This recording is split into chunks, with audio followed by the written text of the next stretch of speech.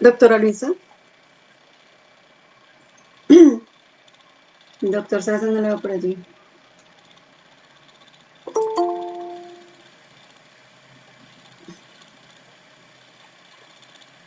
Doctor Jaime Alberto, ¿me escucha? Buenas tardes, doctor Jaime Alberto, ¿me escucha? Doctora Luisa, ¿me escucha? Sí, señora.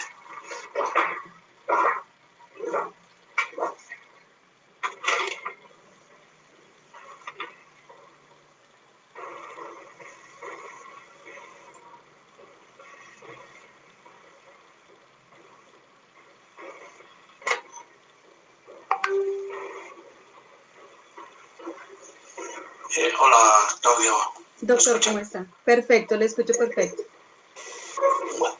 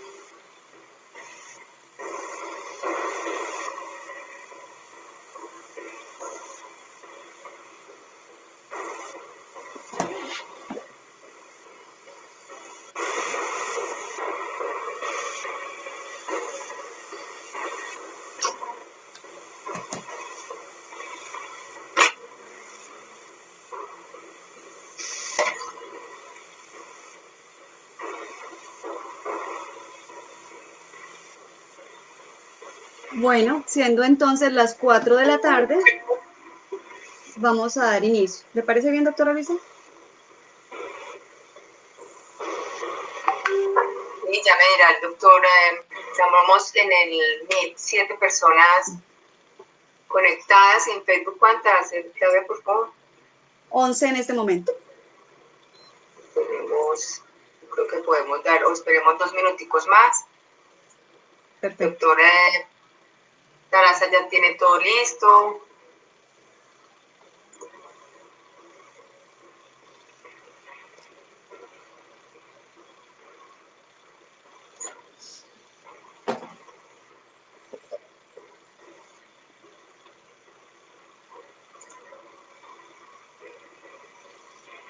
Doctor José Hugo, buenas tardes. Doctora Marta Chica. También veo por acá al doctor Camilo Jiménez. Bienvenidos.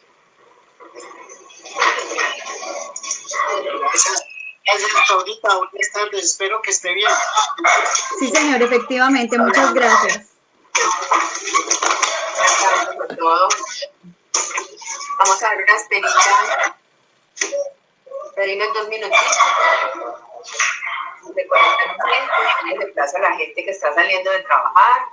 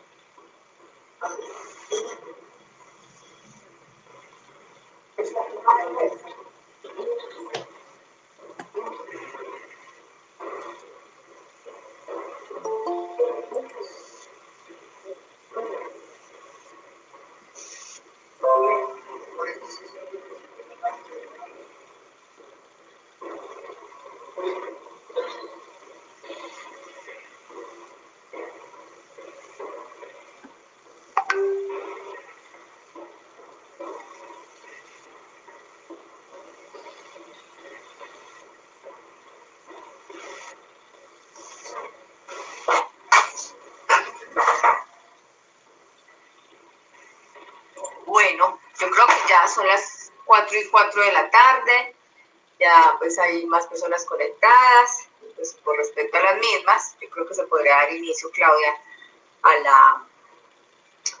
la charla del doctor Jaime Casaraz. Perfecto, doctor. Doctora, perfecto. Bueno, muy buenas tardes a todos. Bienvenidos de parte del Colegio de Jueces y Fiscales de Risaralda, de la Junta del Colegio. Damos la bienvenida y damos inicio también a esta capacitación. Los dejo con la doctora Luisa Fernanda.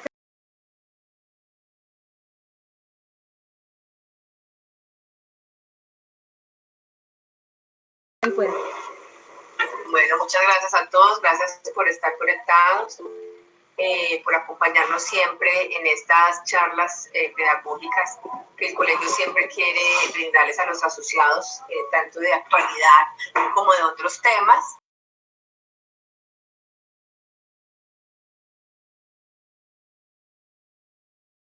Jaime Alberto Saraza Naranjo, quien es abogado de la Universidad Libre de Pereira, con especialización en Derecho Laboral y Seguridad Social de la misma facultad. Actualmente pues, es servidor judicial desde 1986, desempeñándose como juez promiscuo civil y laboral, así como magistrado auxiliar de la Sala de Casación Laboral de la Corte Suprema de Justicia desde el año 2003.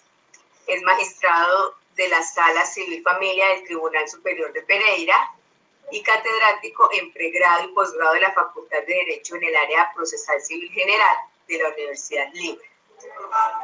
Como temas, pues tenemos hoy la capacitación que nos va a brindar de manera pues muy cordial el doctor Saraza, que son los factores de la competencia a la luz de la jurisprudencia actual de la Corte Suprema de Justicia. Doctor, pues lo dejo con los que nos están acompañando el día de hoy, tanto por el Facebook Live como por esta aplicación Meet, que son los que están siguiendo pues la transmisión. Entonces, adelante, doctor. Ya las que nos están acompañando saben la dinámica, el micrófono apagado mientras está haciendo la intervención usted, y al final en el chat, en el icono donde están los mensajes, nos dejan las preguntas y pues se las vamos realizando y así pues las va contestando las inquietudes que tengan los intervinientes. Muchas gracias y bienvenidos.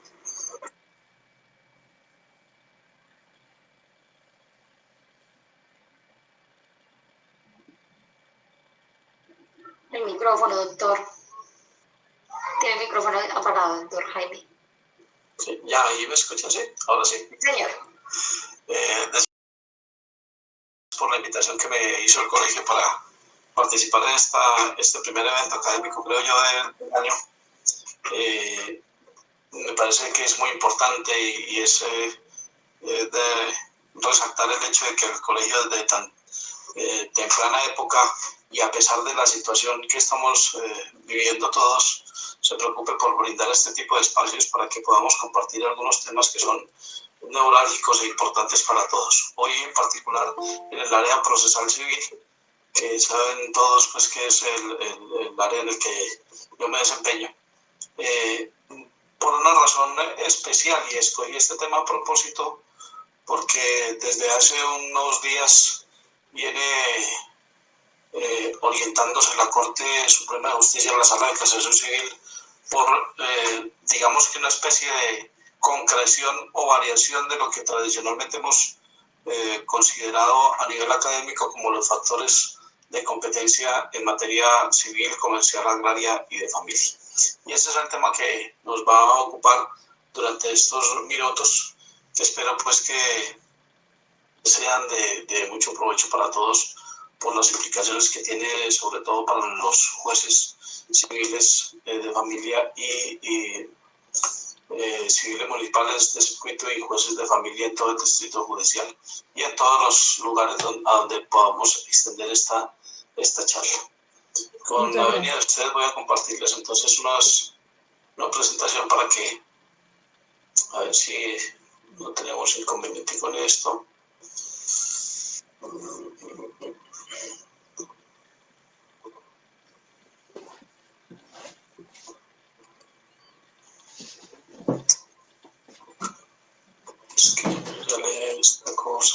ver.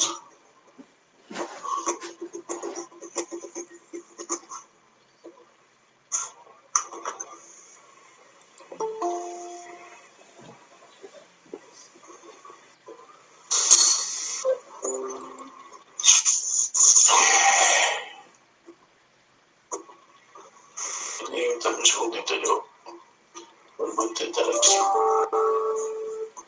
Tranquilo, doctor.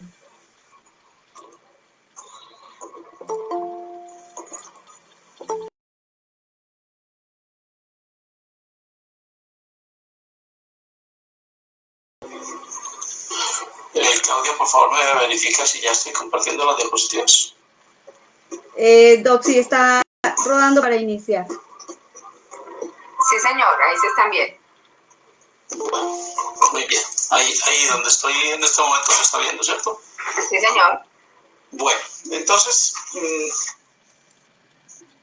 creo pertinente que empecemos por recordar que todo lo atinente a la competencia en materia civil, comercial, agraria y familiar está en principio diseñada en el Código General del Proceso a partir de los artículos del artículo 15. Ese artículo 15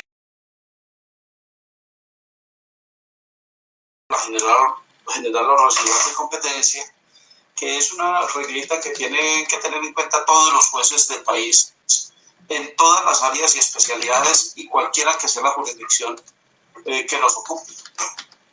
Por una razón, porque esa cláusula general o residual de competencia tiene un norte que apunta hacia la justicia civil. Como ustedes podrían ver en el artículo 15 del Código General del Proceso, esa cláusula general o residual de competencia tiene 3 reglas en particular. Una, que si tenemos un asunto cualquiera que no tenga jurisdicción atribuida, le corresponderá a la jurisdicción ordinaria. La segunda, que si dentro de la jurisdicción ordinaria no hay especialidad atribuida, entonces le corresponderá a la especialidad civil.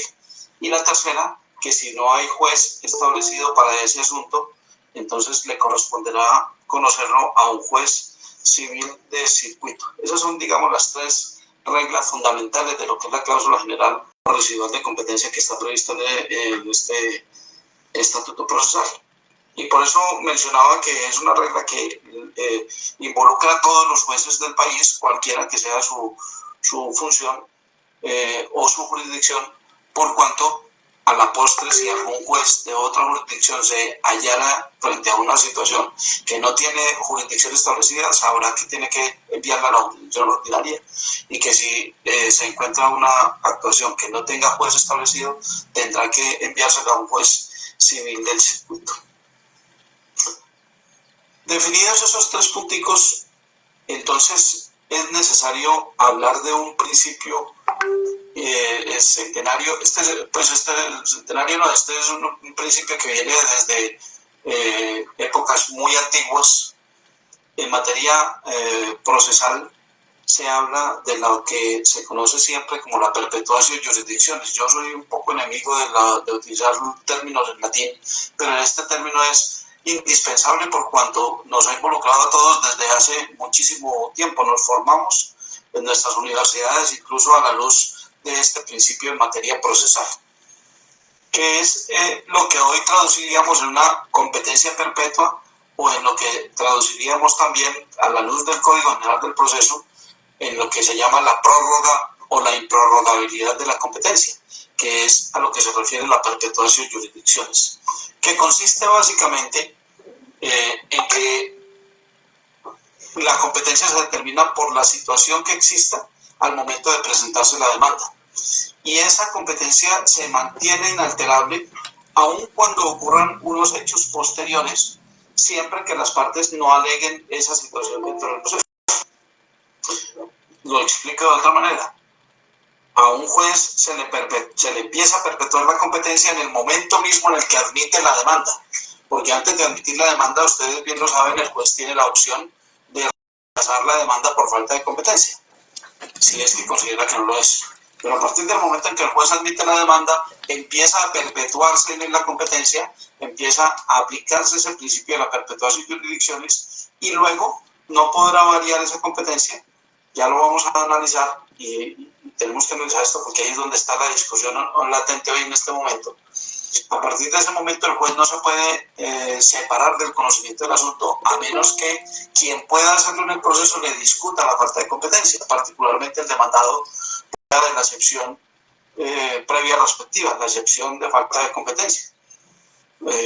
Si ese juez asume el conocimiento de un proceso para el que es competente, pero luego sobrevienen algunas causas que podrían eventualmente modificar la competencia, él sabe que se le perpetuó esa competencia. Y aun si el juez admitió la demanda sin ser competente, y pongamos un ejemplo, un proceso de responsabilidad civil extracontractual de un accidente que ocurrió en Santa Rosa y el demandado vive en Santa Rosa, pero presentamos la demanda en Dos Quebradas, a sabiendas de que era en Santa Rosa, la presentamos en Dos Quebradas. Si ese juez de Dos Quebradas admitió esa demanda sin parar miente, sin que el competente era el de Santa Rosa, pero el de Dos Quebradas la admitió, el juez se le empieza a perpetuar la competencia a menos que el demandado, al contestar la demanda, le proponga la excepción de falta de competencia, porque si no lo hace, entonces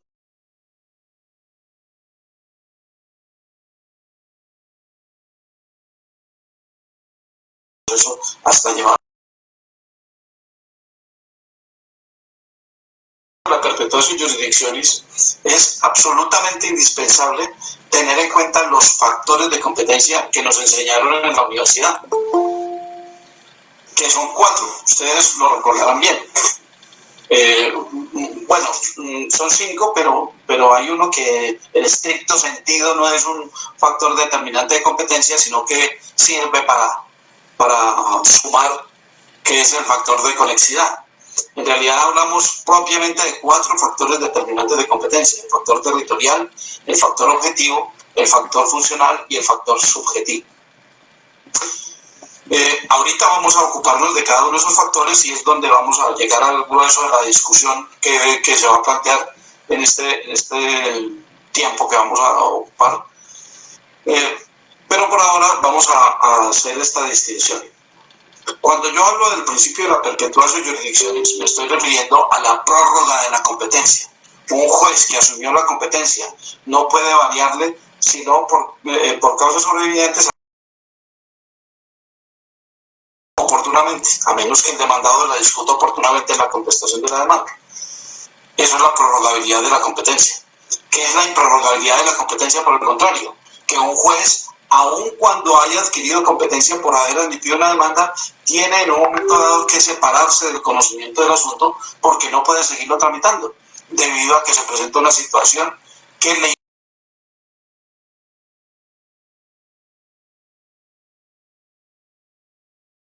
tenemos que distribuir los factores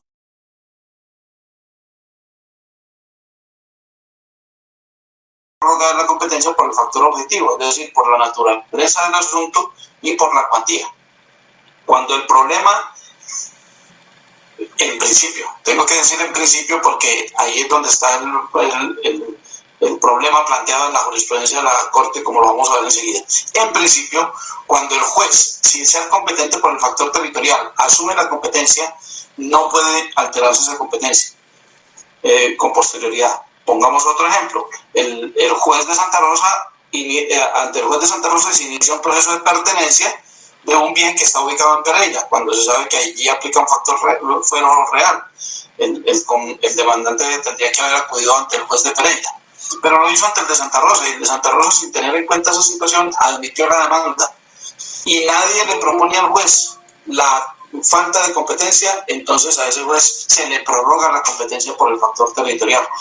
Lo mismo podría ocurrir por el factor objetivo en razón de la naturaleza del asunto y de la cuantía. Si ese juez no es competente, pero asume la competencia, no podrá luego declararse incompetente si no se le discute oportunamente esa falta de competencia. Entonces, reitero, hay prorrogabilidad o hay principio de perpetuación de jurisdicciones cuando hablamos de los factores territorial y del factor objetivo. Por el contrario, no puede prorrogarse la competencia, o la competencia es improrrogable, o dicho de otra manera, no aplica el principio de la perpetuación de jurisdicciones cuando lo que al juez le falta es jurisdicción, o le falta competencia funcional, o no tiene competencia por el factor subjetivo. Pongamos el caso de la jurisdicción. Es un juez civil que está tramitando un asunto en el que el demandado en una responsabilidad es un hospital, por ejemplo, el Hospital Universitario de Pereira. Entonces, ese es un asunto de competencia por la responsabilidad médica que pueda caberle, de competencia de la justicia administrativa. Por lo tanto, ese juez carece de jurisdicción. No está dentro de la jurisdicción ordinaria, sino dentro de la jurisdicción contenciosa administrativa. O es un asunto de competencia funcional.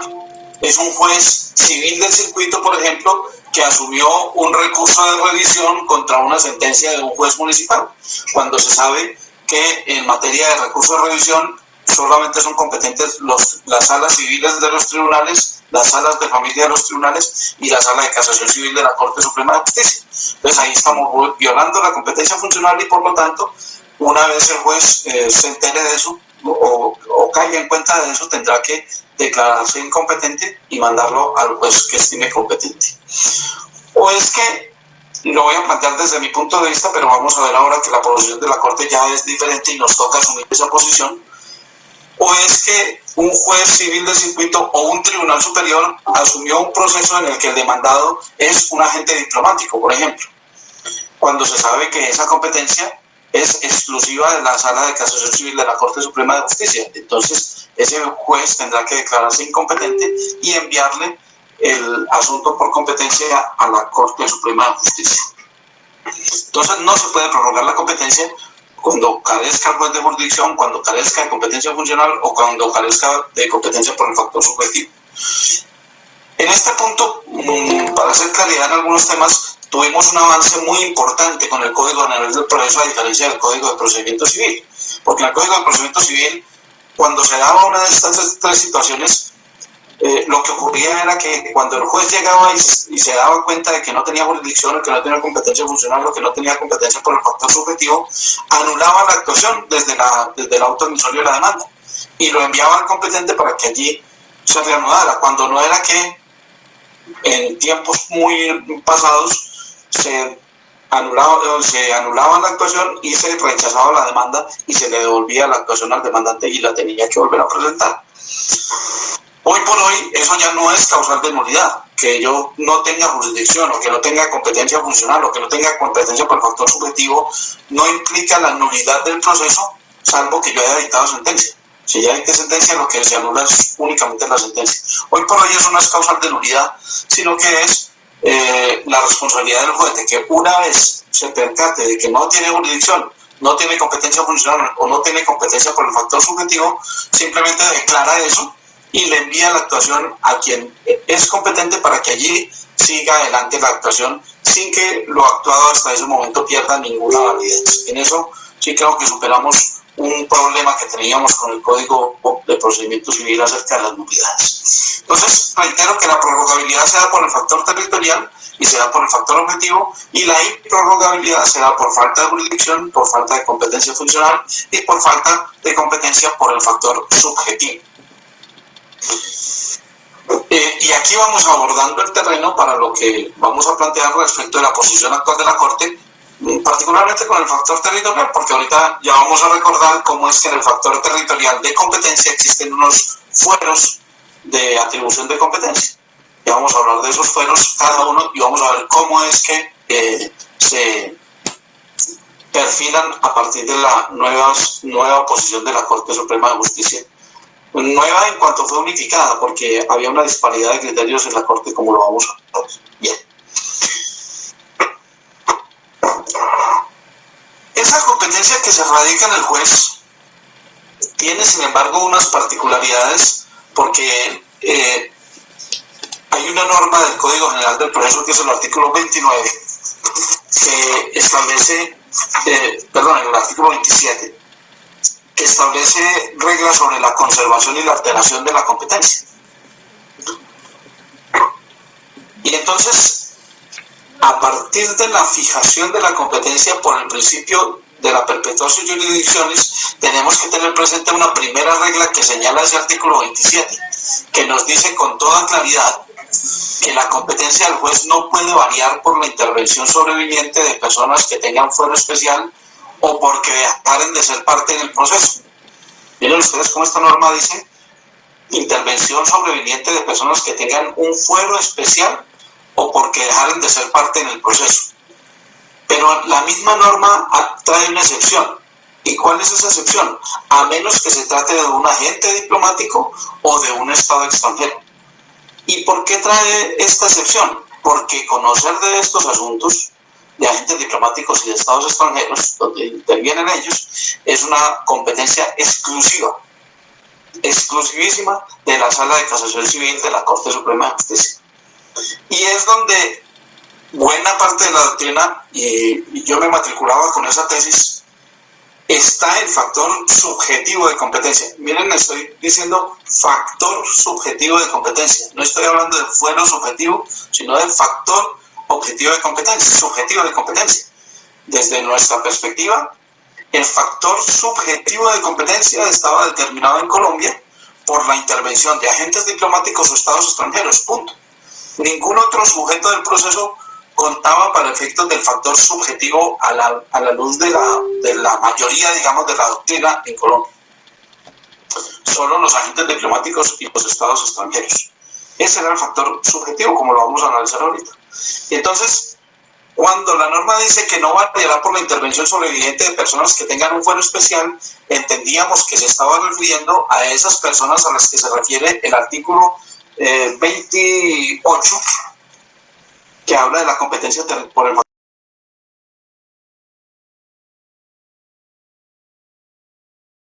entidad pública, la nación, departamental, la entidad pública municipal, el deudor, etcétera. Todas esas personas a las que se refiere el artículo 28 del Código General del Proceso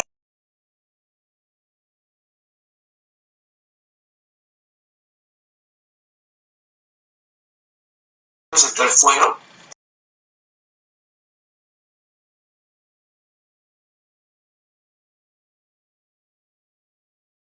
determinado por el factor territorial de competencia.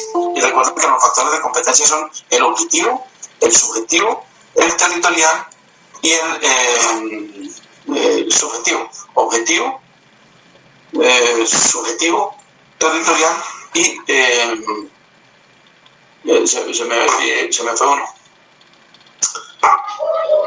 Funcional, ¿cierto? Y el funcional. Esos son los 4 factores de competencia. Dentro de esos 4 factores de competencia está el factor territorial, del que ya vamos a hablar, en el que están los fueros especiales de competencia dentro del factor territorial de competencia que están señalados en el artículo 28 del Código General del Proceso. Muy bien.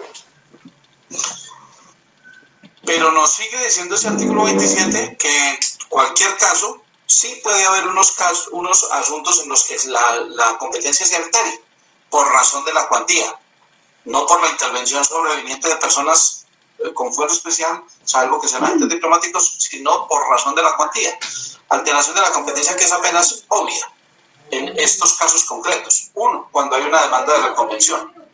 Es obvio que si yo presenté una demanda por 100 millones, que es de menor cuantía y de competencia de un juez civil municipal, y el demandado me reconviene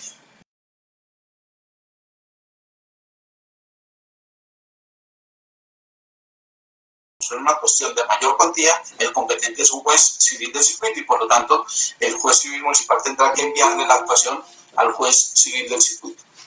Miren que estoy hablando de municipal a circuito. Si estoy tramitando la actuación ante el municipal y reconvienen por una actuación de mayor cuantía, entonces tengo que remitirla al circuito. No puede ocurrir al contrario. No puede ocurrir que si se está tramitando ante el circuito y la demanda de reconvención es de menor o de mínima cuantía, pues la mandemos al municipal, porque en todo caso conservamos una protección de mayor cuantía. Lo mismo pasa con la acumulación de demandas. Yo tengo una demanda contra un señor que me debe una plática de 100 millones de pesos, menor cuantía, juez civil municipal, y no me pagó, lo demandé. Y a los 6 meses, estando todavía en trámite esta demanda, le vence otra eléctrica que yo le había, de otra plática que le había prestado, pero esta ya era de 200 millones, entonces voy a acumular esta demanda a la que ya estaba en trámite. Y entonces ya el asunto es de mayor cuantía y ese juez tiene que enviárselo al juez civil de circuito. O el siguiente caso es el de la acumulación de procesos. La diferencia aquí está en en la situación que se dé en los trámites, si ya se ha presentado la demanda o no, si ya se ha admitido la demanda o no, etc. Que la acumulación de procesos, tengo un proceso de 100 millones y le van a acumular uno de 300 millones, pues se tiene que alterar la competencia y eso tiene que ir ante el juez de circuito.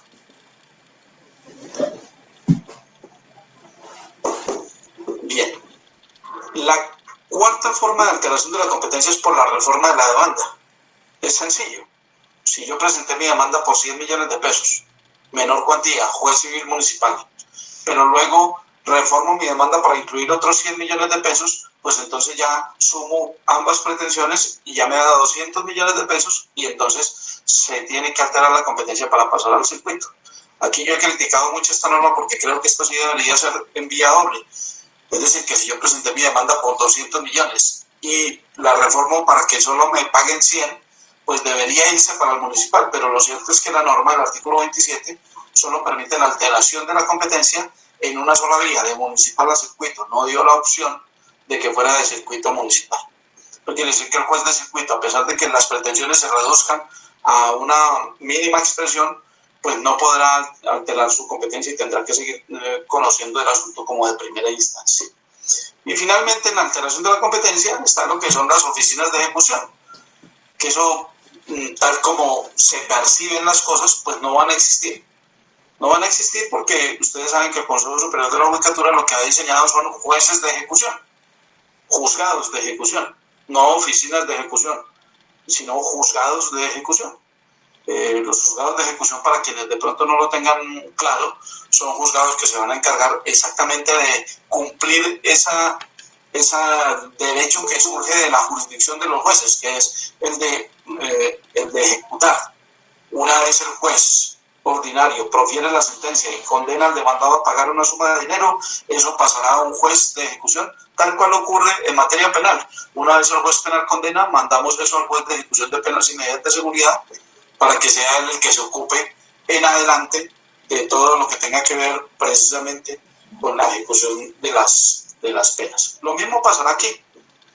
El juez civil llevará el proceso declarativo hasta la sentencia y luego le mandará a otro juez civil, que es un juez de ejecución, para que sea el que se encargue de ejecutar la condena si no se paga voluntariamente, y entonces ese juez ya tramitará el proceso ejecutivo con el embargo, el secuestro, el remate de bienes y todo lo que siga a continuación de ese proceso.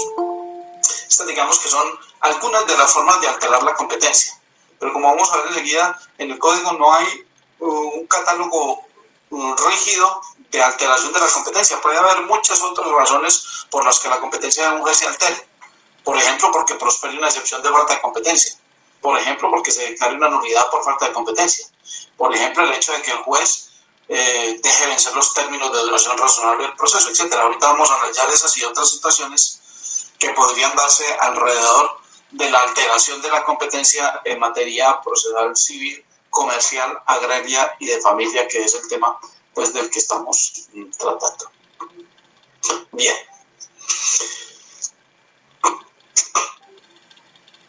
Con eso que acabo de decir, vamos a ir descendiendo entonces al tema de la competencia y de todos sus factores, pero vamos a recordar brevemente unas reglitas o unas características propias de lo que es la competencia en esta área, para que podamos luego llegar a los factores y entender luego la posición de la Corte Suprema de Justicia, que es la que nos llama hoy a este análisis.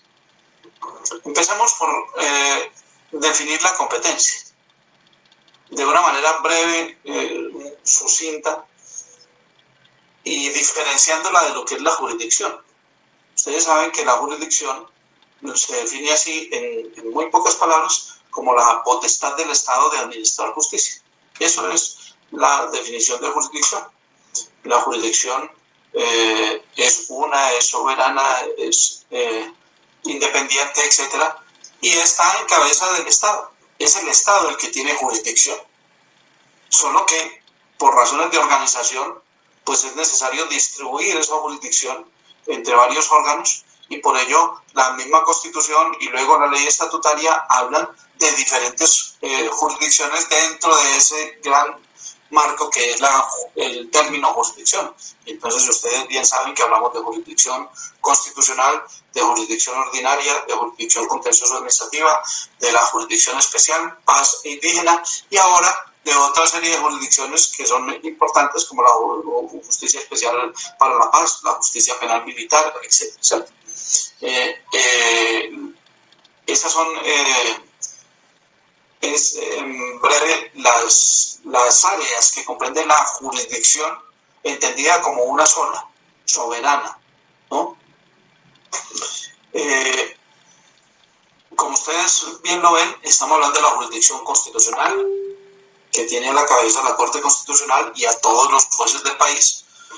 Todos los jueces conformamos jurisdicción constitucional porque todos los jueces somos como mínimo jueces de tutela y jueces de habeas corpus, ¿no? Todos resolvemos habeas corpus en el país.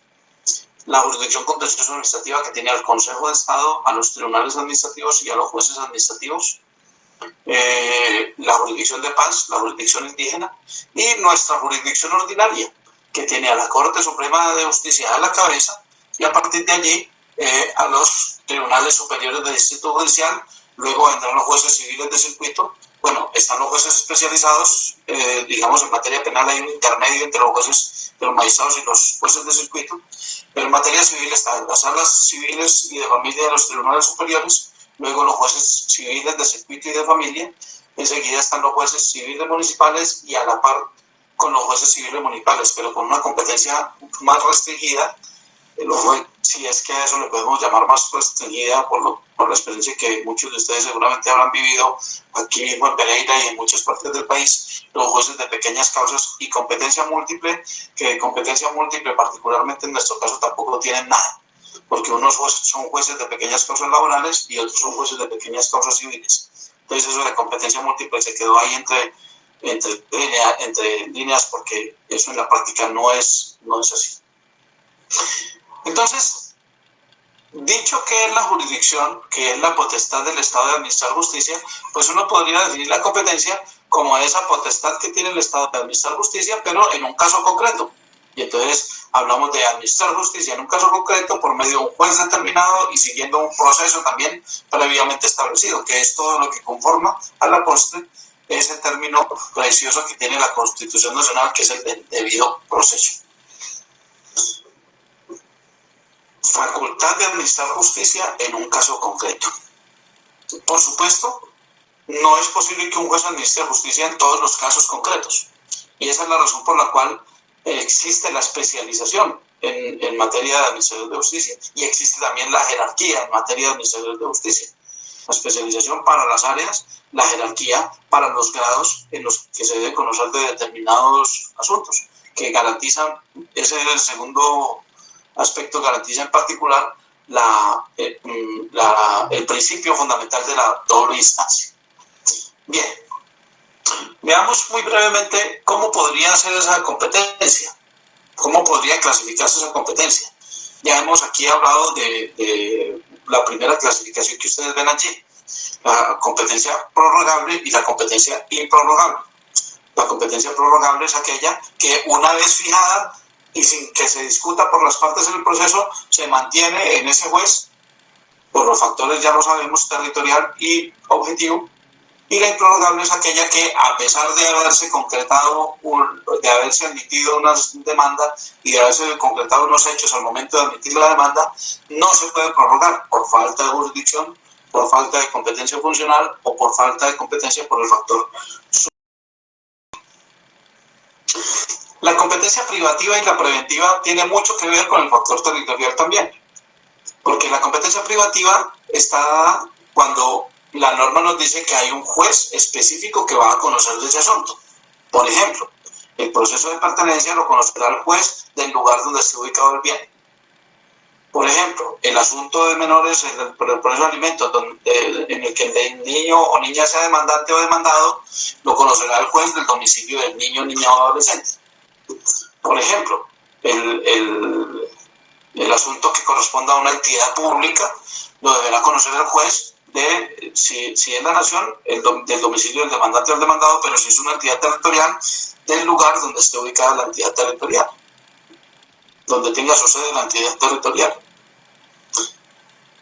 Pero en cambio hay otros asuntos en los que la competencia es preventiva o concurrente o a prevención, como lo hemos oído mencionar, ¿cierto? Que quiere decir que tengo más de un juez que puede ser competente y que el demandante elige a su arbitrio cuál es el juez que va a conocer de su proceso. Entonces, podríamos hablar de competencia preventiva, por ejemplo, cuando yo tengo varios demandados,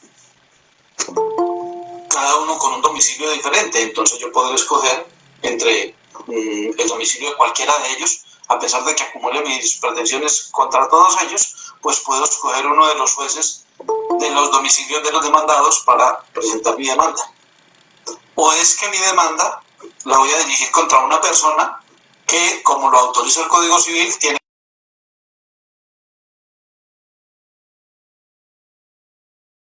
cualquiera de sus domicilios. O es que es el cónyuge el que va a demandar, y ese cónyuge va a demandar en un proceso, por ejemplo, de divorcio, y todavía conserva el domicilio común anterior. Entonces la ley le da la garantía de demandar en ese domicilio común anterior o en el nuevo domicilio del demandado. Eso es competencia concurrente o prevención. O es un asunto derivado de una responsabilidad extracontractual, un accidente de tránsito. Un demandado que tiene domicilio en Pereira, pero el accidente ocurrió en Santa Rosa, entonces yo sé que puedo demandar donde ocurrió el accidente, que fue en Santa Rosa, o puedo demandar en el domicilio del demandado, que es Pereira. O es un asunto que viene de la ejecución por causa de un contrato, entonces sé que puedo demandar en el domicilio del demandado o puedo demandar en el lugar de cumplimiento de la obligación. Lo mismo ocurriría si se trata de ejecutar con un título ejecutivo, que puedo demandarlo en el lugar de cumplimiento de la obligación o en el lugar de ubicación del domicilio del demandado. En todos esos casos, que son simplemente ejemplos, hablamos de competencia preventiva o a prevención o concurrente, a diferencia de la competencia privativa, que nos dice que hay un juez específico que debe conocer de ese asunto y que solamente él podrá conocer de ese asunto. También podemos hablar de competencia externa y competencia interna. La competencia externa, pues es simplemente la competencia que nos señala el Código General del Proceso en sus diferentes normas. A partir del artículo 17 están diseñadas las competencias para cada uno de los jueces: civil municipal en única instancia, civil municipal en primera instancia, civiles de circuito en primera instancia, civiles de circuito en única instancia, jueces de familia en única instancia y en primera instancia, salas civiles y salas de familia de los tribunales superiores y finalmente Corte Suprema de Justicia. Esa es la competencia externa, la que reflejan estas normas. Pero como yo tengo un asunto que es de competencia de un juez civil del circuito de Pereira porque es de mayor cuantía, pues yo lo llevo al reparto, para que sea el reparto el que diga si lo va a conocer el primero, el segundo, el tercero o el cuarto, el cuarto o el quinto de los 5 jueces civiles de circuito que hay en Pereira. Eso se llama competencia interna, es decir, la que surge del reparto que se realiza entre los diferentes jueces de una misma especialidad y categoría. Esa es la competencia interna. Y la competencia legal y la delegada, la competencia legal pues es la que me atribuye a mí la ley, digamos que tiene mucho que ver con la competencia externa. Todos los asuntos que por competencia debo conocer yo es mi competencia legal y que están a mi cargo en general. Soy yo el que estoy llamado a llevar el trámite de todo el proceso, a participar en las pruebas, a dirigir las audiencias y a dictar el fallo. Pero es posible que ese juez, por razones, por ejemplo, de territorio, no pueda realizar una determinada actuación judicial, por ejemplo, la práctica de una prueba que no pueda recoger por medios técnicos, hoy por hoy. La práctica de una diligencia de entrega, la práctica de una diligencia de puesto que no le sea posible realizarla por razones de territorio o por sus ocupaciones que le impiden desplazarse a realizar esa diligencia. Entonces, viene lo que es la competencia delegada. Voy a delegar en otro juez para la práctica de pruebas o de otras diligencias, o en autoridades de policía o inspectores de policía para la práctica de esas diligencias. Entonces voy a delegar mi competencia para que sean ellos los que lleven a cabo esa actividad. Esa es la competencia legal y la competencia delegada. Muy bien. Llegamos a un punto crucial, que es el de los factores de competencia.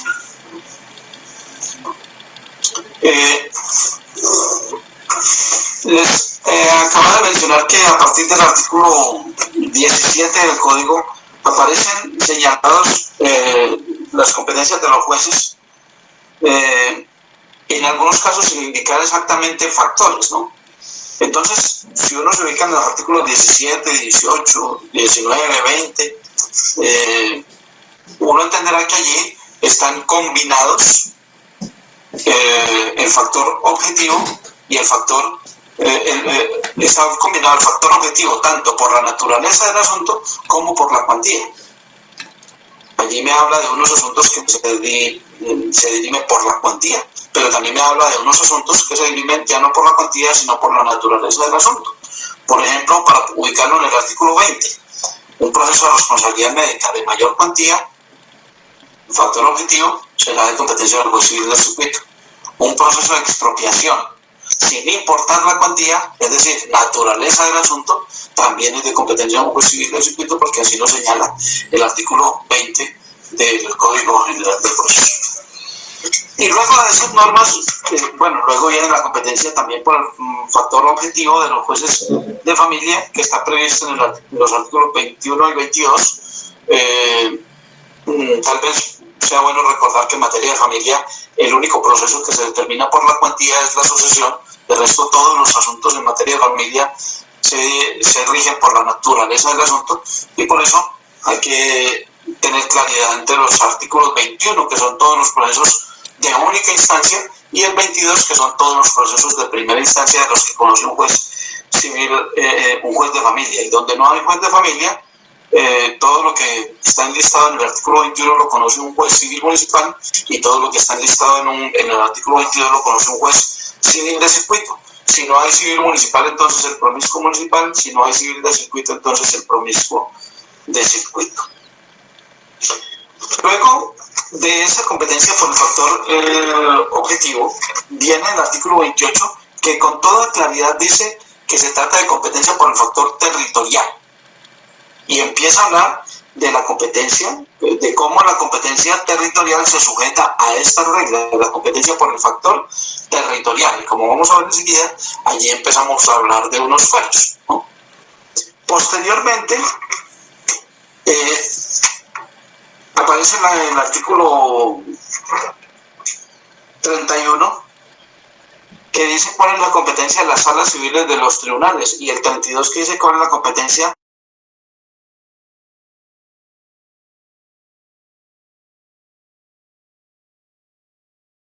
31 y 32.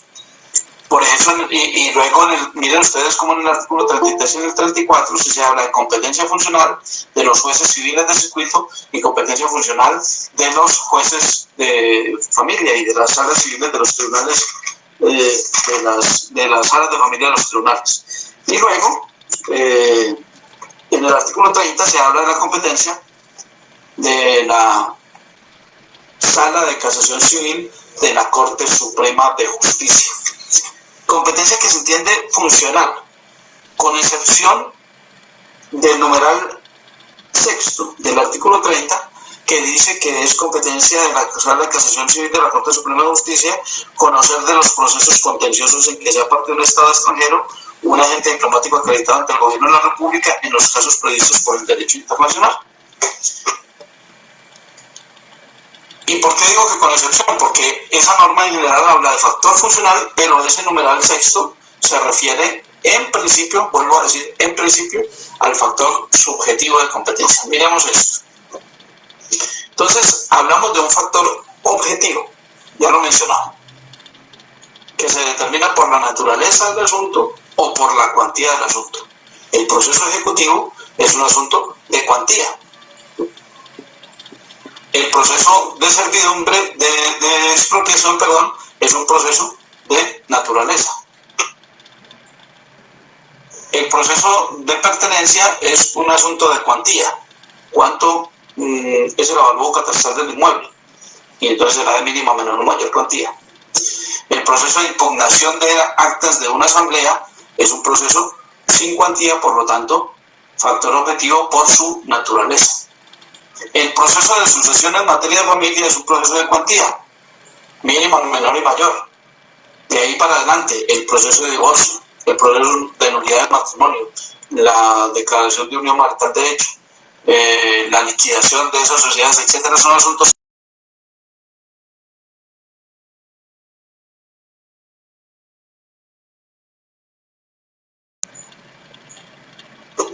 Luego hablamos del factor subjetivo de competencia, que se refiere ya no a las pretensiones mismas, naturaleza, o a la cuantía de las pretensiones, valor, sino a la calidad de las personas que intervienen en el proceso.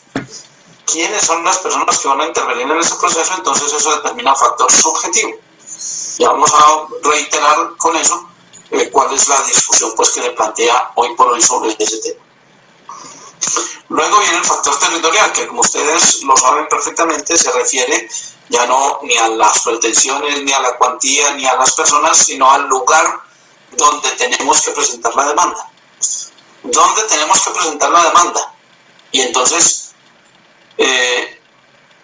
esos lugares donde podemos presentar la demanda o donde debemos presentar la demanda implican lo que se ha denominado tradicionalmente en materia procesal civil los fueros o foros del factor territorial de competencia. Miren ustedes cómo es de importante esto. Los fueros del factor territorial de competencia. Porque el factor territorial está previsto en el artículo 27, 28, ya lo dijimos, como un factor de competencia que tiene los fueros o foros. El fuero real, el fuero hereditario, uno que yo llamo un fuero especial y el fuero contractual. El fuero personal que deriva del domicilio del demandado, que es, digamos, el fuero genérico. Si no hay otro fuero, tenemos que seguir el fuero personal. Mi demandado tiene domicilio en Bogotá, pues en Bogotá lo tengo que demandar. Mi demandado tiene varios domicilios, lo demando en cualquiera de ellos. Mi demandado no tiene domicilio, entonces en su residencia. ¿Sí? Mi demandado no tiene ni domicilio ni residencia, entonces demando en el domicilio del demandante. El cónyuge, ya lo dijimos, conserva el domicilio común anterior, entonces puede demandar en el domicilio común anterior y en el domicilio del demandado. Todo eso es fuero personal. Pero dentro de ese fuero personal se viene hablando ya del fuero, y con razón además, del fuero subjetivo. Es decir, el fuero que se establece en razón de la calidad de la parte. Que tal vez no lo menciono aquí porque digo que hace parte de ese fuero personal, un fuero subjetivo en el que yo tengo en cuenta la calidad de la parte que interviene en el proceso para efectos de determinar el factor territorial de competencia. El niño o niña adolescente, ¿dónde tengo que demandar? En su domicilio, porque ese es un fuero subjetivo que me implica que solo puedo demandar en su domicilio. ¿Dónde tengo que demandar si se trata del departamento? Pues donde tenga, de una entidad del orden departamental, pues donde tenga su sede esa entidad del orden departamental. Si la tiene en Pereira, pues tengo que demandar en Pereira.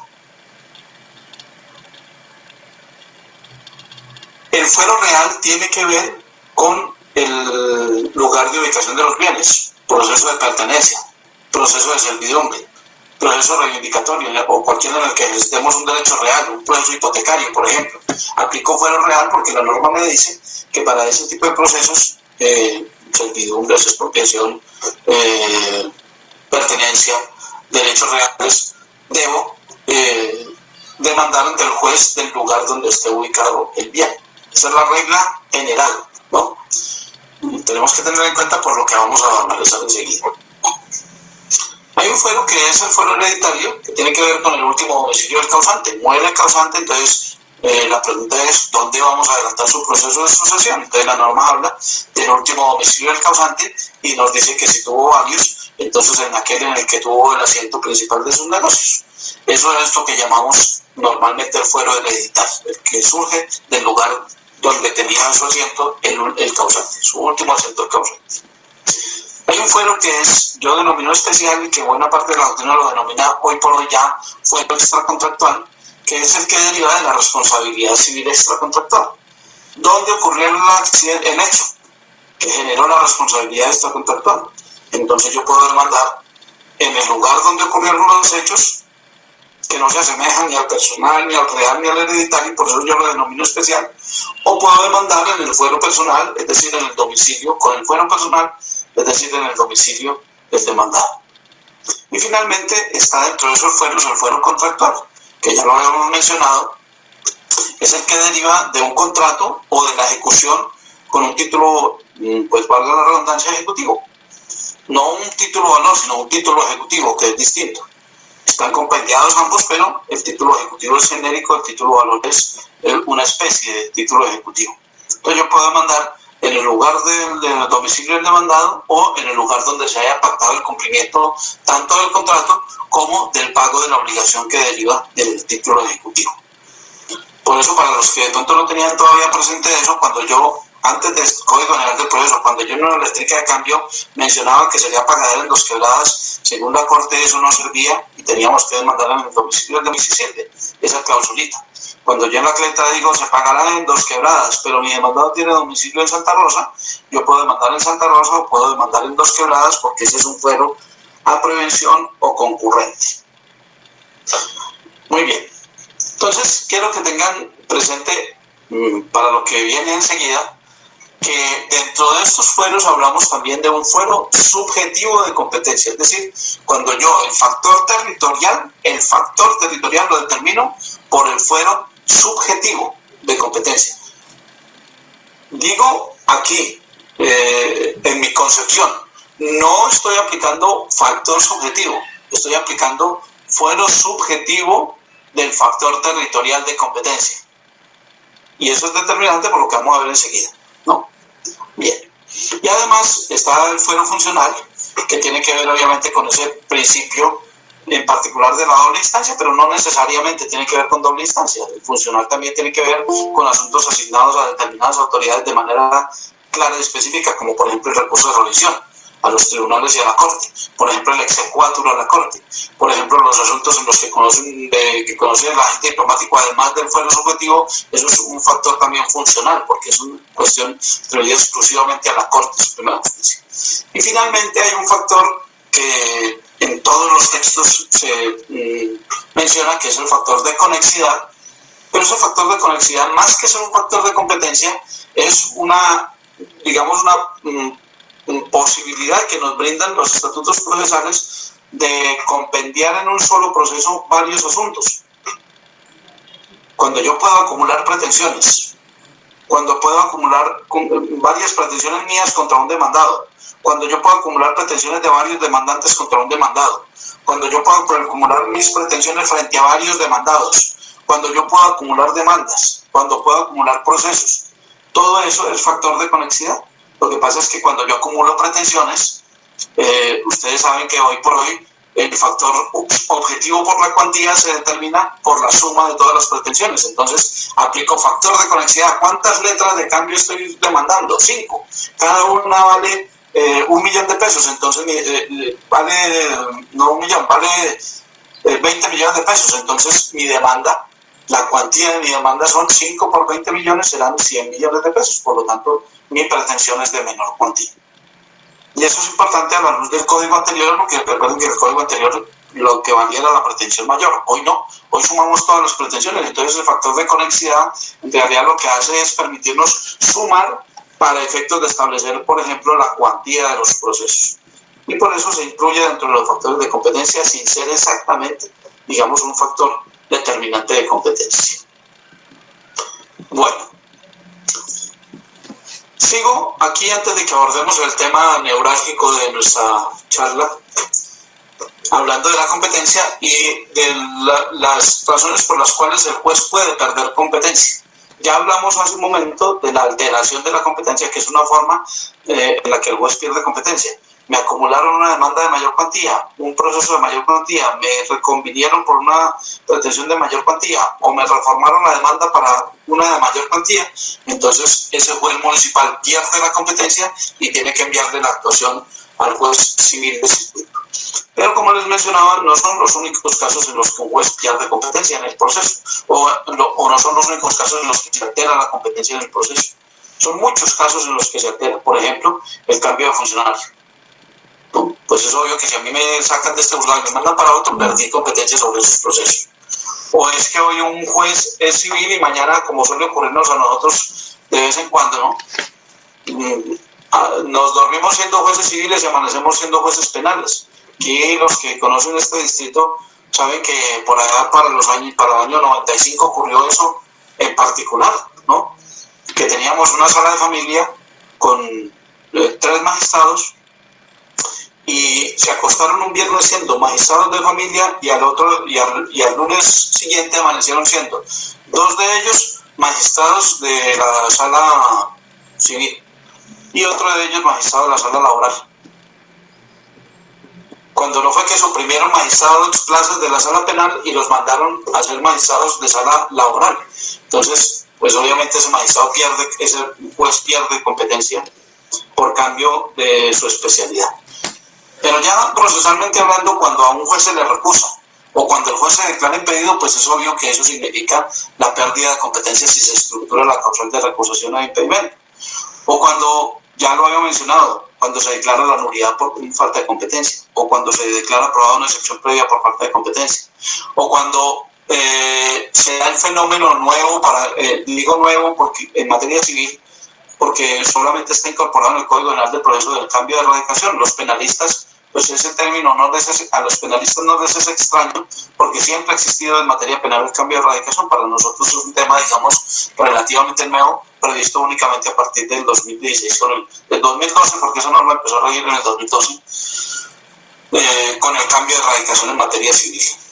Implica que un proceso que está en un juzgado pueda pasar a otro de distinto circuito o de distinto distrito judicial, en cuyo caso el trámite le corresponderá al Tribunal Superior o a la Sala de Casación Civil de la Corte Suprema según el caso.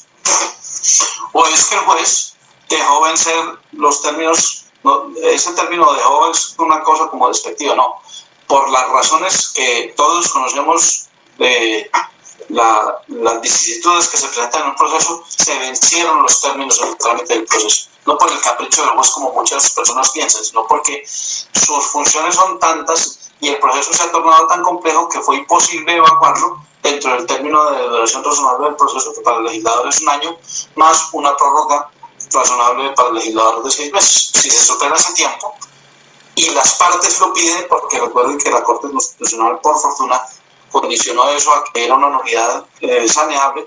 Si las partes lo piden, pues el juez tendrá que separarse del conocimiento de ese asunto si se dan las condiciones y enviarlo al juez que le siga en turno.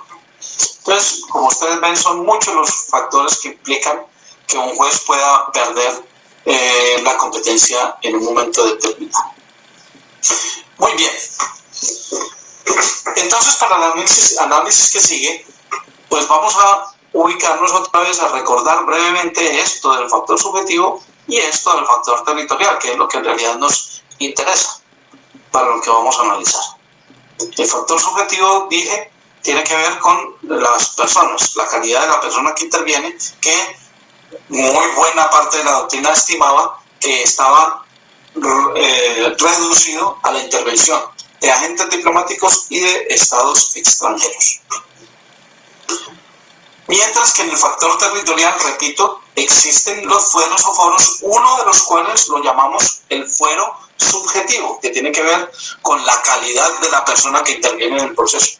Y vuelvo a mencionar, niño, niña, adolescente, el deudor, el cónyuge, la entidad pública que es demandante o que es demandada, etc.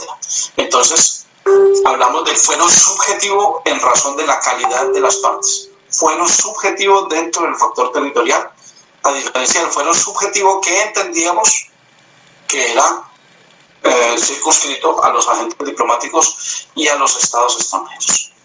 ¿Por qué todo eso y por qué tanta repetición con esto del factor subjetivo y del fuero subjetivo dentro del factor territorial? Y aquí entonces caemos ya en lo que es la posición actual de la Corte Suprema de Justicia acerca de lo que es el factor subjetivo de competencia. En lo que para algunos se mezcla el factor subjetivo de competencia y el fuero subjetivo de competencia del factor territorial. La Corte Suprema de Justicia en Sala de Casación Civil, en una providencia de, aquí me quedó esto mal, es hace del año 2020, me faltó un cedito aquí para que lo sepan, hace 140-2020. Dijo unificar jurisprudencia acerca de las posiciones que había entre los varios magistrados de la Corte Suprema de Justicia sobre la aplicación del artículo 28 del factor territorial y del fuero subjetivo de competencia.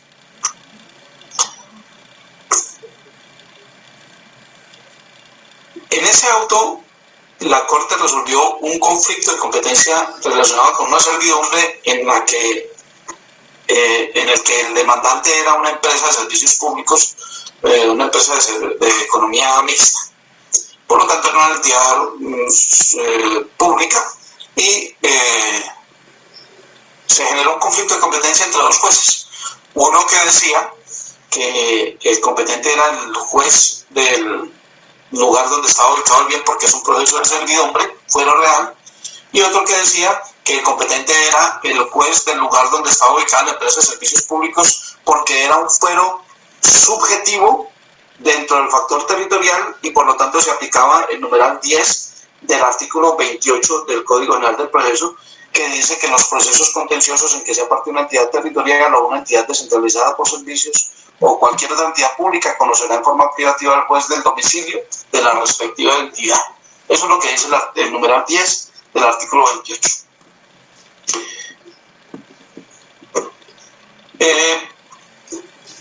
Voy a empezar por señalar esta situación, que yo trato de explicarla por ahí, no es que le esté haciendo propaganda, pero en un texto que hay por ahí circulando mío sobre competencias en el Código General del Proceso, hago una primera alusión a este auto porque me llama mucho la atención por qué es un auto de unificación. ¿Cómo puede ser un auto de unificación? En el artículo 35 del Código, digo que es el primer reparo porque llama mucho la atención esa situación que se dio respecto a este auto.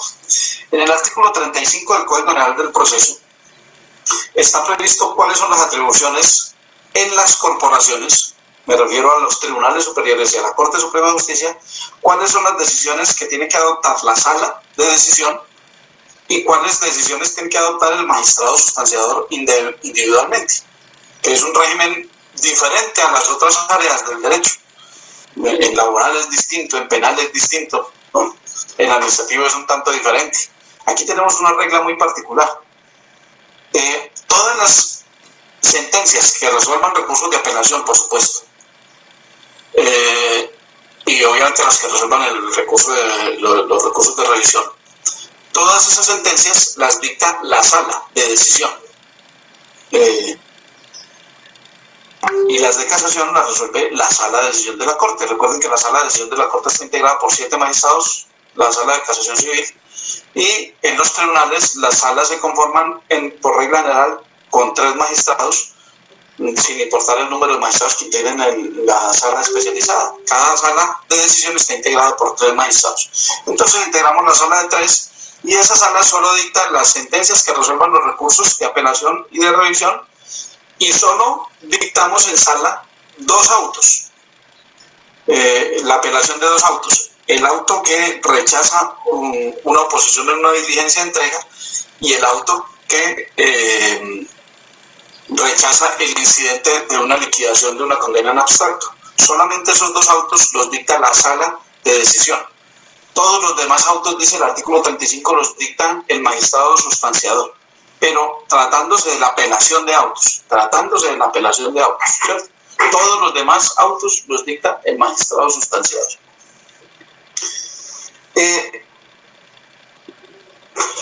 Pero resulta que esto no es una apelación de auto, esto no fue una apelación de auto, esto fue una apelación de sentencia.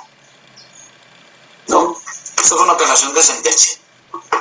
¿Y por qué llamo la atención sobre eso? Si ustedes miraran el artículo 35 del Código, esa norma tiene una reglita muy particular que dice: a solicitud del magistrado sustanciador, la sala plena especializada o única podrá decidir los recursos de apelación interpuestos contra autos o sentencias cuando se trate de asuntos de trascendencia nacional o se requiera unificar la jurisprudencia o establecer un precedente.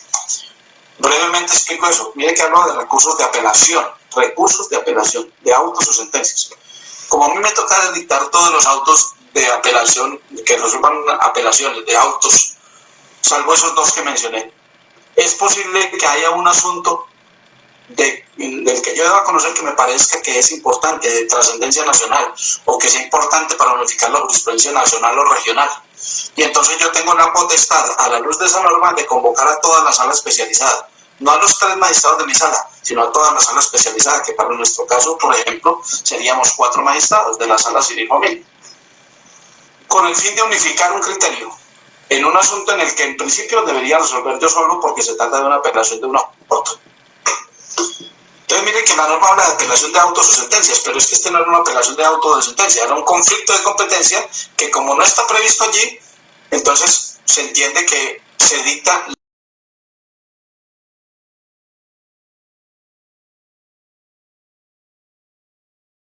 competencia entre los jueces civiles,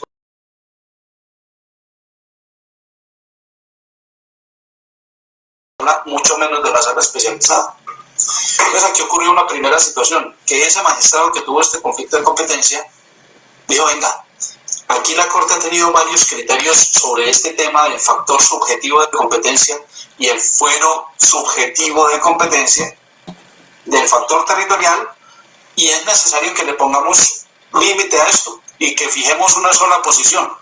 Entonces voy a convocar a la sala plena especializada, y para ello, explicó el magistrado, me voy a valer de la reglita que contiene el último inciso del artículo 35. Aunque no era una apelación de autos, el magistrado dijo: me voy a valer de esa normita y voy a convocar a la sala plena especializada. Por esa razón, para quienes vayan a leer ese auto, encontrarán que es extraordinario que un auto de la Corte lo firmen todos los magistrados. Este es un caso excepcional porque el magistrado decidió involucrar a toda la corporación para unificar criterios respecto de este punto.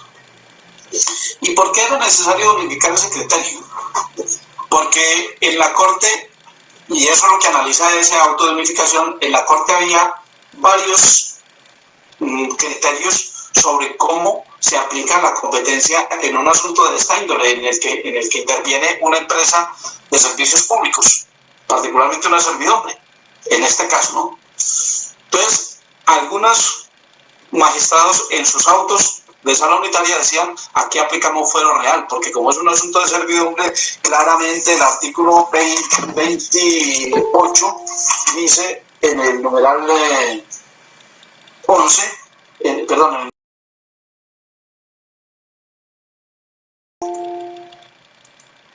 se me perdió.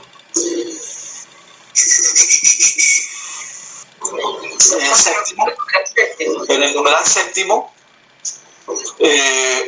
la norma claramente dice que en los procesos en que se ejerciten derechos reales, en los divisorios, en los de deslinde, en los de expropiación, en los de servidumbres, entonces será competente el juez del lugar donde está ubicado el bien, fuero real. Entonces algunos magistrados decían: aquí no aplicamos ni el factor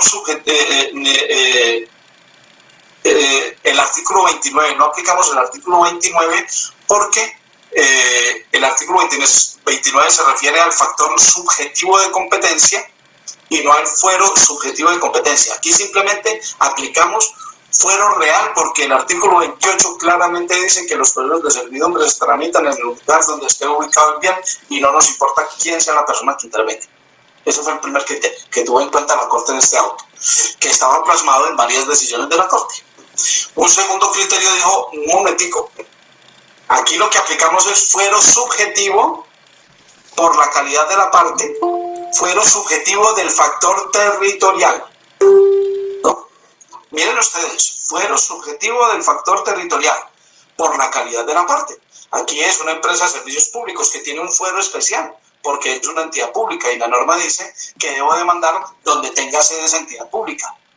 Pero entonces decía esta corriente, decía: pero un momentico, a ellos también les aplica la perpetuatio jurisdictionis, porque si, como era normal, esa entidad pública prefiere demandar donde está ubicado el bien, no donde tenga ya la sede, pues eso es apenas obvio, ¿cierto? Prefiere demandar donde está ubicado el bien. Entonces la entidad demandaba donde estaba ubicado el bien. Y como ella demandaba, el demandado no replicaba la falta de competencia, pues absurdo fuera que el ciudadano fuera a replicar esa competencia. Entonces se aplicaba el principio de la perpetuación de jurisdicciones. ¿Por qué? Porque esta corriente entendía que era un fuero subjetivo, no un factor subjetivo, sino un fuero subjetivo del factor territorial de competencia. Y entonces decía, si usted, entidad, demandó allá y nadie replicó esa competencia, entonces, a pesar de que ha debido demandar en su sede porque usted tiene fuero especial, como no lo hizo y nadie replicó, entonces le aplicamos perpetuación de jurisdicciones. Y viene la tercera corriente. No, señor. Aquí ni fuero subjetivo ni renuncia. Aquí sí vamos a aplicar un fuero subjetivo, pero entendido como factor subjetivo de competencia. No como un factor territorial de competencia, sino como factor subjetivo de competencia, porque dijo la Corte, y ya lo vamos a ver, que el fuero subjetivo no está incluido solamente en el artículo 30, sino que está diseminado en las distintas normas que regulan la competencia de los jueces. Entonces la Corte dijo, sí, es un fuero subjetivo, pero como es un fuero especial, para ese tipo de entidades, en realidad se trata de un factor subjetivo. Por lo tanto, como factor subjetivo, ya lo habíamos dicho, no se puede renunciar. Y no se puede renunciar porque la competencia es improrrogable cuando se trata de factor subjetivo, según lo que vimos al comienzo. Miren cómo hemos traído hilando todo para llegar a este punto en el que la Corte dice, no señor, si la que interviene es una empresa de servicios públicos o una entidad pública, allí lo que aplicamos realmente es fuero subjetivo, pero entendido como factor subjetivo de competencia. Y como es un factor subjetivo de competencia, porque la ley le dijo que tenía que demandar allí, entonces no podemos renunciarla y por lo tanto no se puede prorrogar la competencia, no se puede aplicar principio de perpetuación de jurisdicciones. Entonces vino la Corte y dijo, en un capítulo expreso de ese auto, que es un auto un poco extenso, pues claro, porque era de unificación. Normalmente los autos de conflictos de competencia son de 2 o 3 hojas, pero este auto sí es muy extenso porque explica todas las posiciones. Dijo, en un punto aparte dijo, extensión del factor subjetivo de competencia. Miren ustedes lo que estoy diciendo, extensión del factor subjetivo de competencia, porque hasta ese momento, vuelvo a decirlo, buena parte de la doctrina entendía que el factor subjetivo de competencia en Colombia estaba dado por la intervención de los agentes diplomáticos y de los estados extranjeros y nada más, y que todo lo demás, cuando había un sujeto con especiales calidades, se refería al fuero subjetivo del factor territorial de competencia, ¿no? Entonces la Corte dijo, no señor, extensión del factor subjetivo. ¿Por qué? Porque es que la regulación del factor subjetivo, dice la Corte en esa sentencia, aparece en los capítulos que disciplinan otros factores de competencia. Y trajo como ejemplos el artículo 28, numeral 10, que se refiere a estas entidades, y obviamente el artículo 30, numeral 6, que se refiere a los agentes diplomáticos en los estados extranjeros.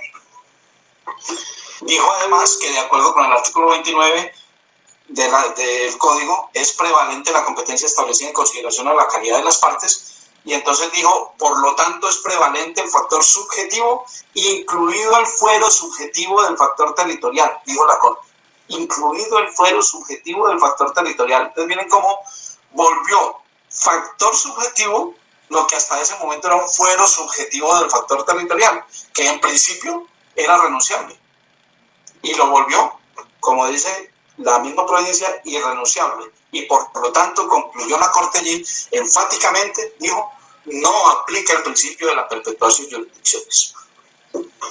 Hasta ahí, digamos, uno entendía que la Corte había fijado un criterio en torno a estas entidades, pero ese texto que yo les menciono, yo lo terminé y lo imprimimos antes de que la Corte volviera a pronunciarse sobre algunos temas relacionados con esto, y yo allí decía que me preocupaba y me sigue preocupando que con esta visión que la Corte aplicó en esta providencia, entonces el fuero subjetivo no solamente lo tenemos respecto de las empresas de servicios públicos, el fuero subjetivo lo tenemos que aplicar a la luz del artículo 28 si seguimos ese mismo rasero de cualquier sujeto que aparezca mencionado en el artículo 28, porque la norma le da un fuero especial. Entonces allí aparecen los niños, niñas y adolescentes. Allí aparecen los deudores. Allí aparece el cónyuge. Allí aparecen, por supuesto, estas entidades públicas. Entonces, pensaba yo y decía, reflexionaba en el texto, de manera que con este nuevo criterio, todas esas personas van a tener un fuero, un tipo de competencia irrenunciable y por lo tanto sin posibilidad de aplicar perpetuación y jurisdicciones. Y seguía reflexionando sobre eso y mientras reflexionaba la Corte se despachó con una serie de providencias en las que dejó clara su posición. Bueno, ese auto, antes de que miremos esta última partecita, ese auto tuvo un par de salvamentos de voto muy importantes. Creo que, si mal no recuerdo, el doctor Luis Armando Tolosa y el doctor Tejero, acerca de que el único factor subjetivo que hay en Colombia es el que tiene que ver con los agentes diplomáticos y los estados extranjeros, es decir, lo que tradicionalmente había hecho buena parte de la doctrina. Pero obviamente son salvamentos de voto, ¿no? Son salvamentos de voto que no comprometen el criterio de la mayoría de la Corte. De hecho, con posterioridad, los magistrados, estos dos magistrados que salvaron voto, han tenido que resolver conflictos de competencia similares a estos o a otros asuntos que vamos a mirar y han dicho, este es mi criterio. Mi criterio es que el factor subjetivo es solamente agentes diplomáticos y estados extranjeros, pero en respeto por el precedente judicial, porque hubo una decisión de unificación en el auto AC 140-2020, yo tengo que seguir la posición mayoritaria mientras no haya un componente de magistrados que varíe en ese criterio. Porque allá fue analizada con detenimiento de la situación, entonces por ahora la posición mayoritaria es esta, factor subjetivo de competencia en estos casos. Pero ocurrió exactamente lo que yo pensaba que iba a ocurrir y lo que seguramente pensaban todos los procesalistas que iba a ocurrir, que la Corte no iba a quedarse con este análisis solo respecto de las entidades públicas, sino que lo iba a extender a muchos otros casos. Miremos esto. Y ya lo venía avisorando incluso desde antes de ese auto. Miren que este es un auto del año 2019, es decir, anterior a ese auto. En un proceso de alimentos para un adulto mayor, la Corte dijo que la competencia se determinaba por el domicilio del adulto mayor porque era un sujeto de especial protección y por lo tanto había que aplicarle el numeral 2 del artículo 28 del Código General del Proceso en analogía con lo de los niños, niñas y adolescentes por ser una persona de especial protección y por lo tanto había que demandar en su domicilio. Factor subjetivo, dijo la Corte. En este auto AC 2803 de 2020, en un problema de adjudicación de apoyo a un adulto mayor, ustedes saben que la ley 1996 del 2019 cambió todo el panorama de la capacidad en Colombia y que ya no hablamos de interdicción ni de inhabilitación, sino que hablamos de la adjudicación de apoyos para las personas con problemas de discapacidad o con problemas de inhabilidad negociable. Y entonces en este asunto en el que se pedía la adjudicación de apoyos para un adulto mayor y que entraran en conflicto los jueces por el domicilio de quien promovía la actuación, la Corte dijo, ¿dónde está el adulto mayor? Como es una persona de especial protección, la demanda se tiene que presentar factor subjetivo, teniendo en cuenta el mismo artículo 28 que se refiere al fuero subjetivo, pero teniendo en cuenta eso, la Corte dijo, aquí hay factor subjetivo. Por lo tanto, hay que demandar donde esté el domicilio del adulto mayor. En una reciente providencia, en el auto AC 438-2021, aquí yo sí creo que tenemos un triunfo de la jurisprudencia de la Corte que varió un criterio que venía diciendo que si el niño o niña adolescente no era el demandante, entonces teníamos que seguir el domicilio del demandado, que era la mamá o el papá, como si la privación de patria potestad no involucrara al niño. En este auto y en otro que vamos a mencionar enseguida, la Corte parece recoger ese criterio, porque no lo dice expresamente, pero parece recogerlo, acerca de que siempre que se presente un proceso de privación de patria potestad está involucrado el derecho o el interés superior del menor, del niño, niña o adolescente. Y por lo tanto, prevalece su domicilio frente a cualquier otro como factor subjetivo de competencia poseen un fuero subjetivo dentro del factor territorial, pero la Corte lo tramita como un factor subjetivo. Incluso aquí vamos mucho más allá, porque lo que ocurrió es que estando en trámite el proceso, ya definida la competencia de un juez, el niño cambió de domicilio. Y entonces el juez, una vez cambió de domicilio el niño, lo mandó a donde el niño se había ido a vivir. Y el de allá dijo, no, un momentico, es que aquí hay que aplicar el principio de la perpetuidad de sus jurisdicciones, porque usted ya venía conociendo ese asunto, independientemente de que el niño en la mitad hubiera cambiado su domicilio. La Corte dijo, no señor, fuero subjetivo, factor subjetivo, prevalece la competencia del lugar donde está el niño, no importa cuál sea en la actualidad, vaya para allá. Y lo mandó para allá.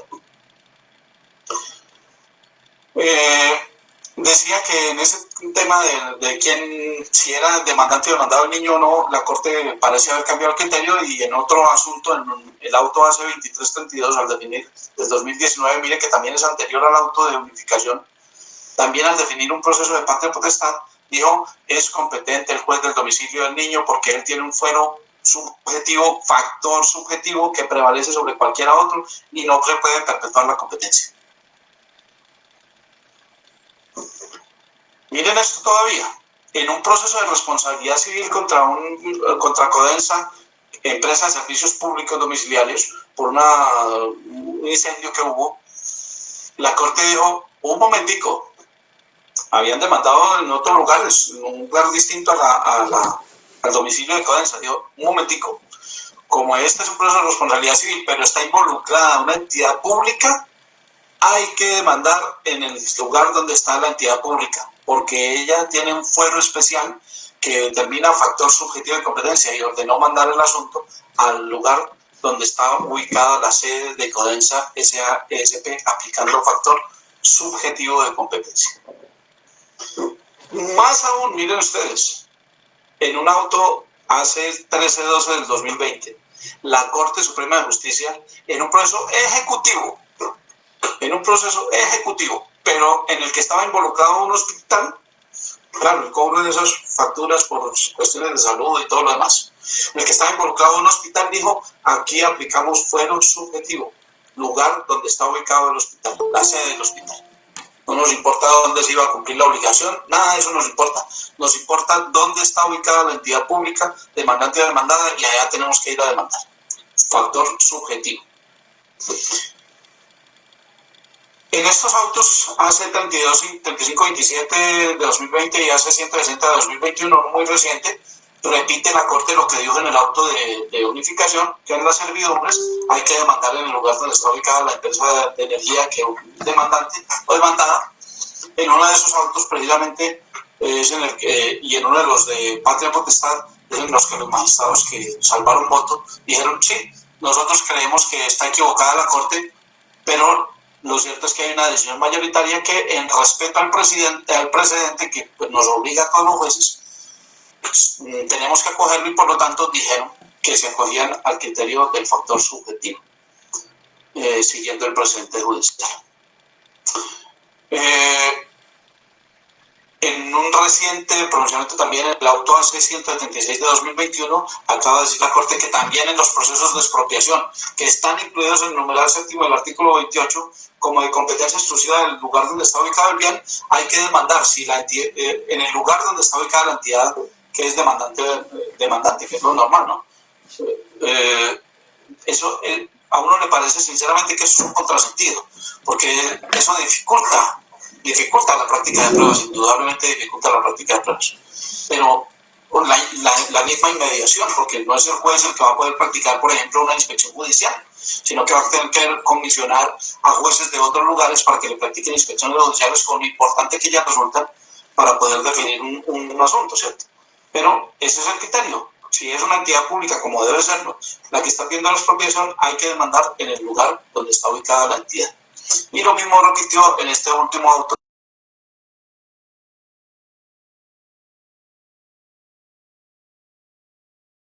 Esta es la posición actual de la Corte Suprema de Justicia acerca de la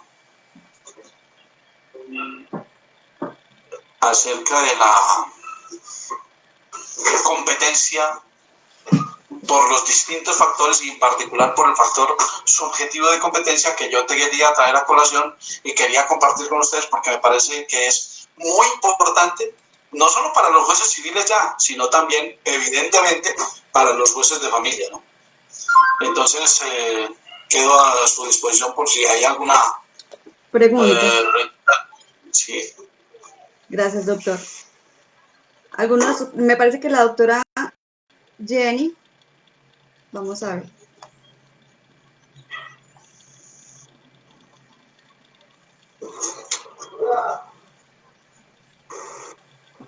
Doctora Jenny Alexandra.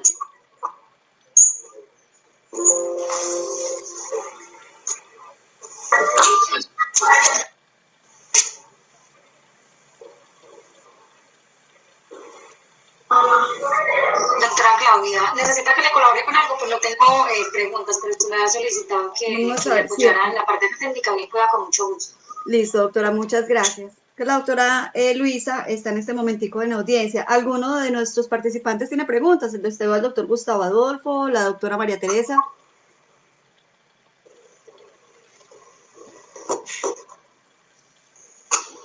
¿Todo quedó muy claro o todos quedaron muy preocupados? Eso sí es una buena pregunta. Les quedó claro, quedaron preocupados. Vamos a ver, el doctor Hugo Cetina. No. Doctor, ¿qué está? No, quedo preocupado porque mi desactualización es tanto que quedé con Dorito. No, por todo lo que dijo. Bueno. Eso me gusta escucharlo, doctor, porque es algo nuevo. Hace años me gradué y como mi parte es más bien lo penal, esto me pone a reflexionar más, que tengo que leer más. Yes. Alguien le está haciendo una pregunta al doctor por el chat. Listo. Qué pena, se me había ido el audio. Ah, perfecto. Entonces empezamos con las preguntas. Bueno. Doctor, dice Mariana Barco, que aparece aquí, ¿cómo se aplica la competencia en cuanto al lugar del cumplimiento de la obligación? Bueno, pues la pregunta es muy genérica, pero si estamos hablando de un asunto civil que derive de un negocio jurídico o de un título ejecutivo, entonces tenemos un fuero concurrente o a prevención, demando o en el domicilio del demandado o en el lugar de cumplimiento de la obligación. Recordemos que eso sí que esa norma fue mucho más amplia que lo que tenía el Código de Procedimiento Civil, en la medida en que el Código de Procedimiento Civil hablaba de los procesos derivados de un contrato. Esta norma habla de los procesos derivados de un negocio jurídico, que es una expresión mucho más amplia, ¿no? Que recuerden que el contrato es para crear obligaciones, mientras que el negocio jurídico es para crear, modificar o extinguir obligaciones. Entonces es un panorama más amplio. Y segundo, que involucra títulos ejecutivos. Y eso lo que implica es que queda sin efecto la centenaria jurisprudencia de la Corte acerca de que cuando eran títulos valores, particularmente las letras de cambio que tenían el lugar donde se podía demandar o donde se iba a cumplir, la Corte no aceptaba eso como factor de competencia. Y lo que decía que tenía que ser el domicilio del demandado. Con esta norma está claro que lo puede hacer o ante el domicilio del demandado o en el lugar de cumplimiento de la obligación. Cualquiera que sea el lugar de cumplimiento de la obligación.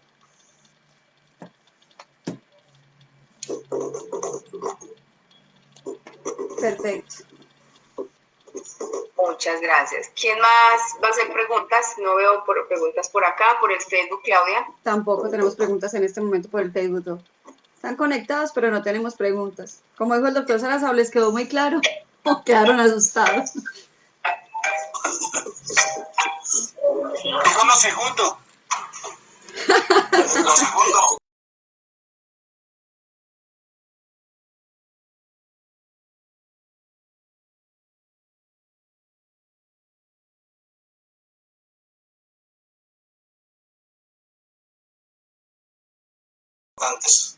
De la Corte en las que viene manejando ese tema y que dan suficiente claridad aunque nos deje preocupados, ¿no? Sí, doctor, quedo definitivamente muy preocupado. Bueno, doctor, sí, efectivamente Parece que les quedó muy claro la exposición, igual pues estuvo también excelente, no tengo preguntas por acá. No sé si alguien de manera active el micrófono y se la haga. En el Facebook tampoco tengo tampoco tenemos preguntas. Veo a Laura Bustos que activó el micrófono. Adelante. Muchas gracias, doctora Luis Doctor Salaza, como siempre acompañándome en estos eventos. Yo solo quería, de acuerdo a su exposición, preguntarle si podemos afirmar entonces que tenemos improrrogabilidad de la competencia por el factor objetivo, naturaleza del asunto, e improrrogabilidad territorial, conforme a lo que se estableció en la conferencia. Pero no lo entendí lo primero, ¿improrrogabilidad por el factor objetivo? Por el factor objetivo, naturaleza del asunto, teniendo en cuenta el factor funcional, o cuál es esa línea de pronto delgada entre la diferencia del factor funcional y el factor objetivo, naturaleza del asunto. Ese es un tema, pues, digamos, de mayor calado, porque hay quienes sostienen que en las normas que regulan la naturaleza del asunto está también inserto factor funcional, por ejemplo, el proceso de expropiación, ¿no? Que es un asunto que se determina por la naturaleza del asunto, pero para algunos allí también está inserta una especie de competencia funcional, ¿no? Lo que no es del todo claro, que la competencia funcional está diseñada básicamente para las segundas instancias, pero además para esa competencia que se le atribuye a los tribunales superiores y a la Corte Suprema de Justicia. Y en cuanto al factor territorial, pues es que mi conclusión ha sido, y en los últimos espacios en los que he estado, que prácticamente el artículo 28 dejó de ser factor territorial de competencia para convertirse en factor subjetivo y territorial de competencia. Gracias, doctor. Muy amable por su exposición. Doctor, muchas gracias. Acá hay una pregunta de Belardo Aristizábal Zuluaga que dice, si se inicia un proceso de solicitud de custodia, la competencia se define por la naturaleza del asunto. Si estando ya trabada la litis, el menor cambia de domicilio, la competencia sigue en cabeza del señor juez que conoce el proceso, en virtud del principio de la perpetua jurisdicción. ¿Estoy en lo correcto o no? Está muy claro. Justamente lo que estaba explicando es que a la luz de la jurisprudencia de la Corte no, ya no estamos en lo correcto. Así debería entenderse, aplicando el principio de la perpetuación de jurisdicciones y la prórroga y prorrogabilidad de la competencia como tradicionalmente la conocíamos. Pero con esta nueva exposición de la Corte, miren que les hablé de un caso de una privación de patria potestad en la que en la mitad del proceso el niño cambió de domicilio.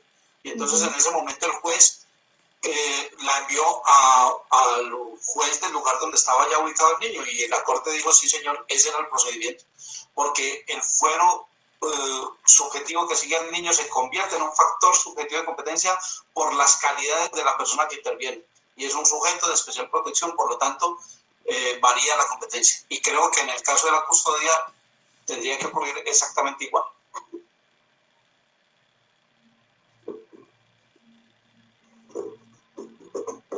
Gracias. Está el doctor Carlos Eduardo Sarasa Gómez, que desea hacer una pregunta. Gracias. Muy buenas tardes para todos y todas. ¿Cómo les ha ido? Muy bien, muchas gracias. Primero, muchas gracias por la claridad de la exposición, como siempre. Y la pregunta es muy puntual.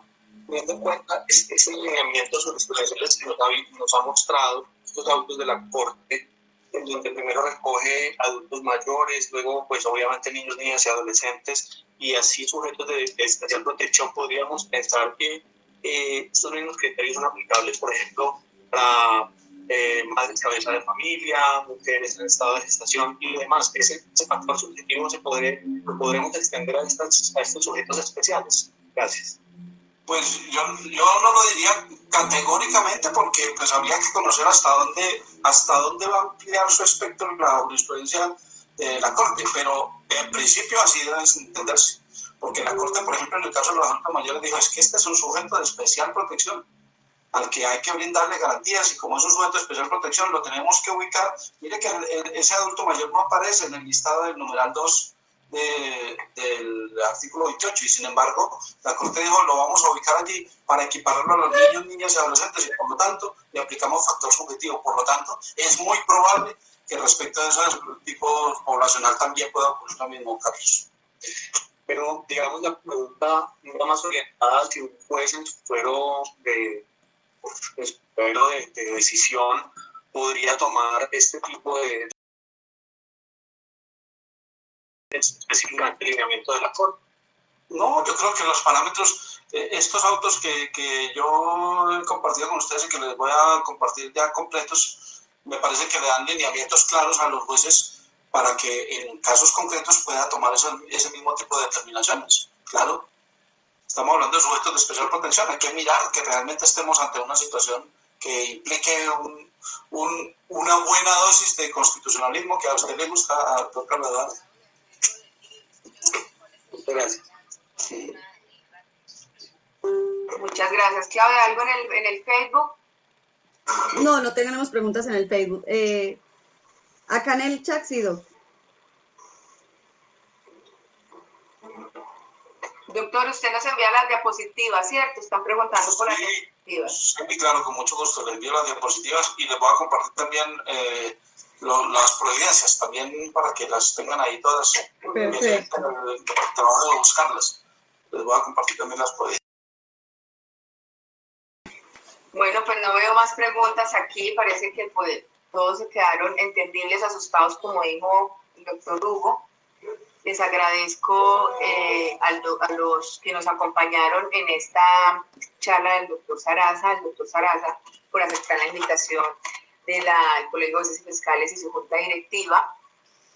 Nos complace pues que este tipo de conferencias se den para nuestros asociados, que están pues incluidos nuestros jueces y fiscales y magistrados de Risaralda y otros participantes que son ajenos pues a nuestras instituciones y que pues los siguen. Igualmente pues también les comparto a los que están aquí acompañándonos el libro del doctor Sarasa, que es Competencias en el Código General del Proceso en materia civil, agraria, comercial y familia, para pues que lo adquieran y así apoyen pues esa iniciativa que tuvo.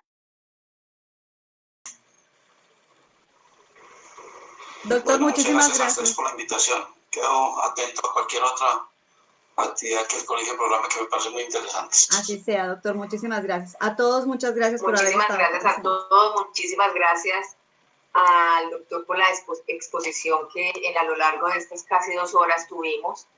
Le agradezco mucho. Feliz fin de semana para todos y de verdad que el Colegio de Jueces y Fiscales y su junta directiva y en cabeza pues mía como presidente de la misma, les agradezco mucho y le agradezco al doctor por aceptar, vuelvo y reitero, y por la excelente exposición que tuvo el día de hoy. Muchas gracias a todos.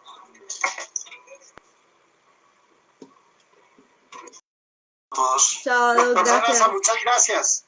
Me place verlo nuevamente. A ustedes por la atención, muchas gracias. Bien, buenas tardes y gracias por la invitación. Hasta luego. Muchas